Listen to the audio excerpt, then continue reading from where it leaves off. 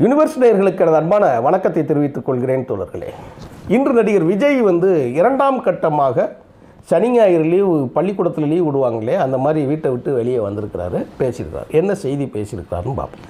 அரியலூரில் அவர் சொல்கிறாரு, மைக்கு பேசுவதற்கு வயரை கட் பண்ணிட்டீங்களே, நான் பேசுகிறது கேட்க மாட்டேங்கிறார். அதை ஏற்பாடு பண்ணுறது யார்? இந்த இடத்துல ஒரு செய்தியை நான் சொல்கிறேன். ஆனால் அதே இது நாகப்பட்டினம் மாவட்ட செயலாளர் என்ன சொல்கிறாங்கன்னா, மின்சாரம் போகக்கூடிய அந்த உயர் அழுத்தம்ல எல்லாமே கட் பண்ணுங்கன்னு சொல்லி மனு கொடுக்கறதும் இவங்க தான்.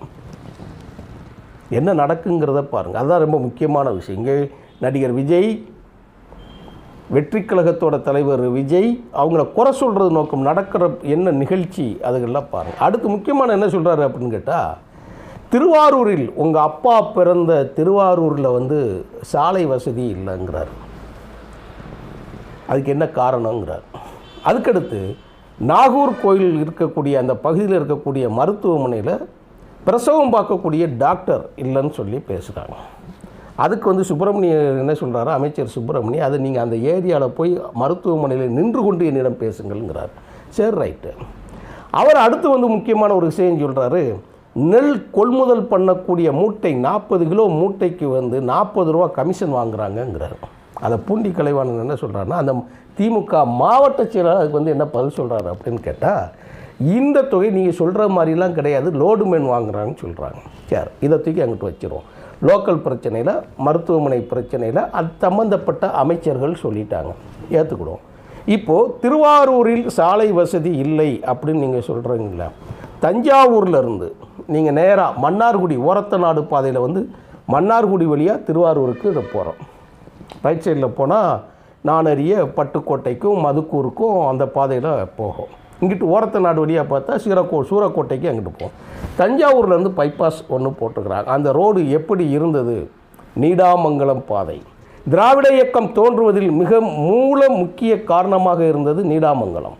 அந்த நீடாமங்கலத்தில் 4 ஜங்ஷனுக்கிட்ட போய் வரும். தந்தை பெரியார் தலைமையில் திராவிட இயக்கம் வேரூன்றுவதற்கு காரணமாக இருக்கக்கூடிய தஞ்சாவூர் பகுதி. இன்றைக்கும் நீங்கள் எங்கே பார்த்தாலும் நீங்கள் பெரியார் சிலைகளை தெருவுக்கு தெருவு நீங்கள் பார்க்க முடியும். ஏனெனில் அந்த அளவிற்கு ஆதிக்க சக்திகள் அங்கே நிறைஞ்சிருக்கிறதுனால அந்த இடத்த முழுக்க பெரியார் கைக்குள்ளே வச்சுருந்தார். அதுக்கு பிறகு தான் அந்த இடத்துக்குள்ளே கம்யூனிசம் வந்தது. நீங்கள் இன்றைக்கும் பார்க்கலாம், தென்காசியிலேயும் அதாவது நாங்கள் இருக்கக்கூடிய இந்த தொகுதியை தாண்டி நீங்கள் இருக்கக்கூடிய விவசாய நிலப்பகுதிகளிலையும் பார்க்கலாம். இப்போ நான் ஒரு பதில் சொல்கிறேன். நான் திருவாரூர் மாவட்டத்தில் இருக்கக்கூடிய திருவாரூர் பகுதியில், குடவாசல் பகுதியில் இங்கிட்டு கும்பகோணம் பகுதி போகிறத தாண்டி திருக்குவளை, கருணாநிதி பிறந்த அந்த திருக்குவளை ஏரியா இருக்கு இல்லையா, அந்த ஏரியாவில் ஏன் ரோடு சரியில்லைங்கிறத சொல்லணும். அதுதான் முக்கியமான விஷயம். ரோடு சரியில்லாததுக்கு காரணம் அங்கே இருக்கக்கூடிய விவசாய பண்ணையார்கள். அதுதான் ரொம்ப முக்கியமான விஷயம். இதை யார் வேணாலும் இதை மறுக்கலாம். நீங்கள் கும்பகோணம் பாதை வழியாக நீங்கள் எந்த பாதையில் வந்தாலும் சரி, வேளாங்கண்ணிலிருந்து நீங்கள் திருக்குவளை வழியாக நீங்கள் திருவாரூருக்கு வந்தாலும் சரி, தஞ்சாவூர்லேருந்து நீங்கள் திருவாரூருக்கு உள்ளே போனாலும் சரி, இந்த சைடு மன்னார்குடியிலிருந்து நீங்கள் கும்பகோணம் திருவாரூருக்கு வந்தாலும் சரி, எல்லா பாதைகளையும் பாம்புகள் போல நெளிவாக இருக்கும். காரணம் என்ன? அதற்கு யார் காரணம்? இதை நடிகர் விஜய் அவர்கள் சொல்லணுமா சொல்லக்கூடாதா? தேசிய நெடுஞ்சாலையில் மாநில அரசாங்கம் ரோடு போட முடியாதுங்கிற ஒரு அடிப்படை விஷயமாக தெரியணுமா தெரியக்கூடாதா? நான் கேட்குறது ரொம்ப முக்கியமான விஷயம்.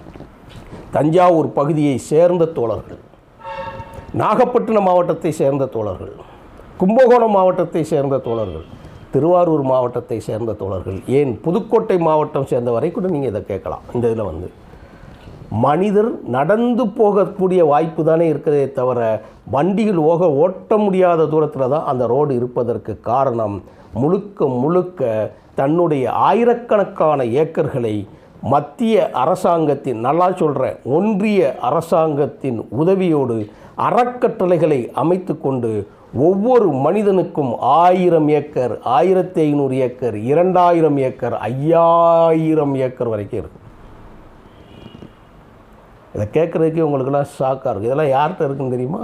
நம்ம கருப்பையா மூப்பனார், காங்கிரஸ் கருப்பையா மூப்பனார் இருக்கார் இல்லையா, இன்றைக்கி அவங்க அப்பா ஜி.கே. வாசன் இருக்கார்ல, அவர் மகன் ஜி.கே. வாசன் இருக்கார்ல, அவங்க குடும்பத்துக்கெல்லாம் ஆயிரக்கணக்கான ஏக்கர் தஞ்சாவூர் நிலத்தில்.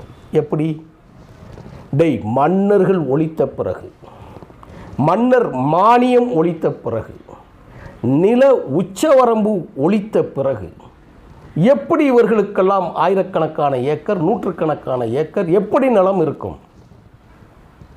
இதை கேட்பதற்கு விஜய்க்கு துணிச்சல் இருக்கணும். இதை கேட்பதற்கு அந்த காலத்தில் முதற்கொண்டு முத்துராமலிங்க தேவருக்கு துணிச்சல் இருந்தது.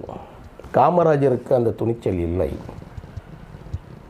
இரண்டாவது, பேரறிஞர் அண்ணா அரசியல் கட்சிகள் ஆரம்பித்த பிறகு பேரறிஞர் அண்ணா அதிரடியாக கேள்வி கேட்டு சண்ட மாறுதம் முழங்கியவர் அண்ணா. மற்ற யாருக்கு அங்கே வந்து கேள்வி கேட்குறதுக்கு ரைட்ஸே கிடையாது. ஏன்? எல்லாவற்றிற்கும் ஒரு ஒழுகல் ஒன்று வச்சுருப்பாங்கள்ல, சட்டத்தில் ஓட்டைன்னு சொல்லுவாங்கள்ல, அந்த மாதிரி ஓட்டை வச்ச உடனே என்ன சொன்னாங்கன்னா, ஒரு அறக்கட்டளை வைத்துக்கொண்டு அந்த அறக்கட்டளைக்கு தன்னுடைய நிலத்தை பதிவு செஞ்சுக்கணும்னு சொல்லிட்டாங்க. ஒரு செய்தியை ஒன்று சொல்லிட்டு போகிறேன். மூப்பனார் அவங்க வந்து என்ன செய்கிறாங்கன்னா, அந்த நில உச்சவரம்பு சட்டம் கொண்டு வரணும்னு எல்லாமே லீக் பண்ணிட்டாங்க. காங்கிரஸ் கவர்மெண்ட் லீக் பண்ண உடனே அதை என்ன பண்ணாங்கன்னா, அப்படியே ஒரு அறக்கட்டளை பண்ண திருப்பதி தேவஸ்தானத்து கோயிலுக்கு இவர் அறக்கட்டளை பெற அவர் கொடுத்த உடனே அதில் இருக்கக்கூடிய சொத்துக்கள் எல்லாம் உறுப்பினர்கள், அறக்கட்டளை உறுப்பினர்கள் இவங்க குடும்பத்தை ஆளாக போட்டுருவாங்க. இதில் ஒரு விஷயம் நான் சொல்கிறேன், திமுகவிலும் அதுதான் நடந்திருக்கு. கலைஞர் கருணாநிதி அவர்கள் உயிரோடு இருக்கிற பொழுது என் காலத்திற்கு பிறகு கோபாலபுரம் வீடு மருத்துவமனையாக்கப்படும் என்று சொன்னார். அதை நான் அறக்கட்டளை ஆக்க போகிறேன்னு சொன்னார். அறிக்கை கொடுத்துருக்கிறாரு, வெளிப்படுத்தியிருக்கிறாரு, எழுதி வச்சுட்டதா கூட அவங்க சொல்லியிருக்கிறாங்க. ஆனால் அறக்கட்டளை உறுப்பினர்கள் யாருன்னு கேட்டால் அவங்க குடும்பத்து வாரிசு ஆகிடும். இன்னைக்கு கோபாலபுரம் வீடு யார்கிட்ட இருக்குது? மருத்துவமனையாக இருக்குது. அதனால தான் சில கேள்விகள் உருவாகுவதற்கு இவர்களை காரணமாகிறார்கள். எல்லாரும் எம்ஜிஆர் ஆகிவிட முடியாது. அதுக்கு ஒரு மனசு வேணும், கொடுக்கறதுக்கு ஒரு மனசு வேணும். அது இங்கே சாத்தியம் இல்லை.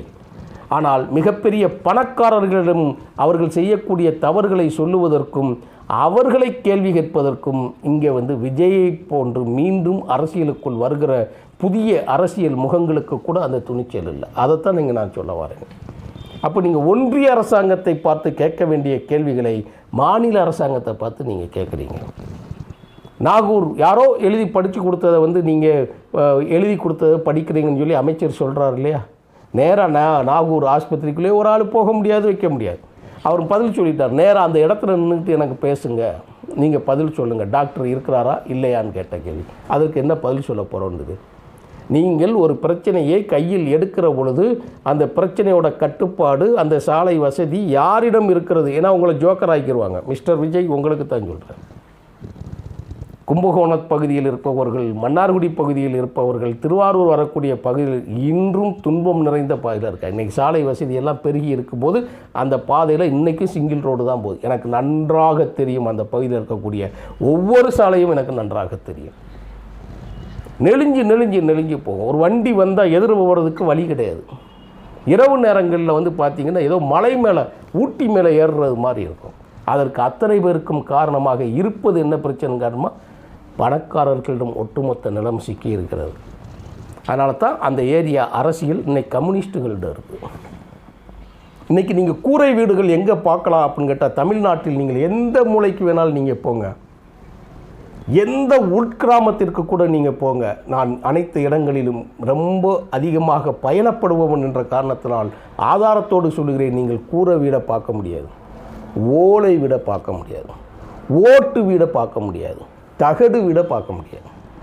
இப்போ இருக்கக்கூடிய அந்த தகடு ஓடெல்லாம் இருக்குல்ல, அதை காம்பவுண்டுக்கு தான் வச்சுருப்பாங்களே தவிர அந்த ஓட்டை கிராமங்களில் பார்க்குறது அரிதிலும் அரிதாக இருக்குது. இன்றைக்கி ஓடு விற்பனை இல்லாத அளவுக்கு ஆகிப்போச்சு.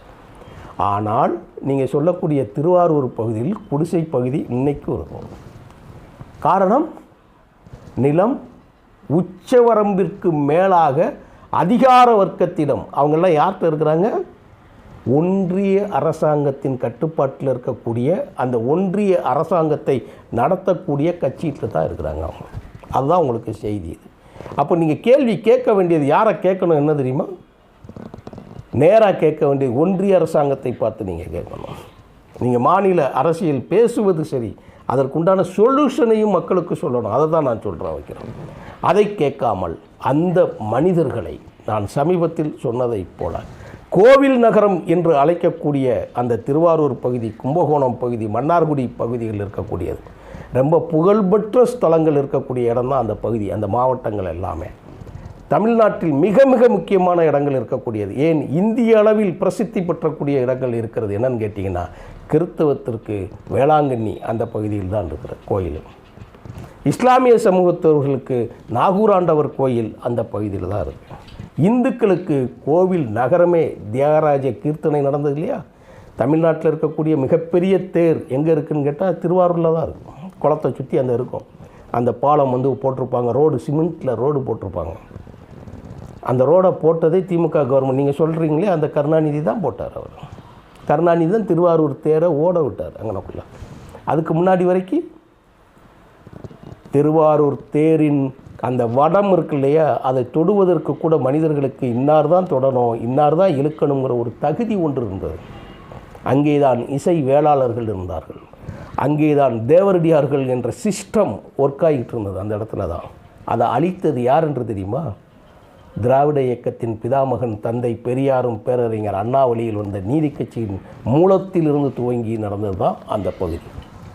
கடைசியில் வேணால் விராலிமலையில் இருந்திருக்கலாம், ஆனால் அதை மையம் கொண்டு தஞ்சாவூரில் இருக்கக்கூடிய நான் ஒரு 2 மாதத்துக்கு 1 மாதத்துக்கு முன்னாடி ஒரு காணொளி போட்டிருக்கேன். விஜயநகர பேரரசிலிருந்து வந்த செய்தியோடு நான் ஆதாரமாக போட்டிருக்கிறேன். அதை நீங்கள் தோழர்கள் பார்க்கலாம்.